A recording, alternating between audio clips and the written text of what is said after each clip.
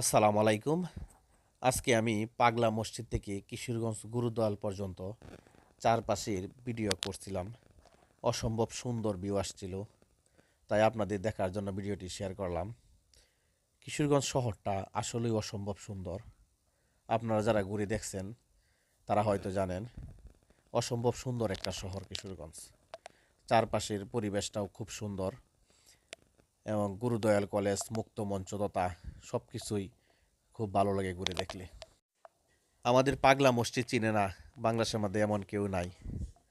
পাগলা মসজিদে প্রতিদিন অসংখ্য লোক আসে নামাজ পড়তে এবং শুক্রবার হলে লোকে লোকারণ্য হয়ে যায়, যেখানে আল্লাহর কাছে চাইতে মানুষ বিভিন্ন কিছু দান করে, টাকা পয়সা অনেক কিছু দান করে।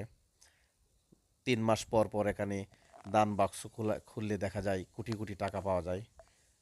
সব মিলিয়ে আমাদের কিশোরগঞ্জ অসম্ভব সুন্দর একটা জায়গা। আপনারা ঘুরে যেতে পারেন। সারাদিন কিশোরগঞ্জ ঘুরলে আপনাদের মন ভালো হয়ে যাবে।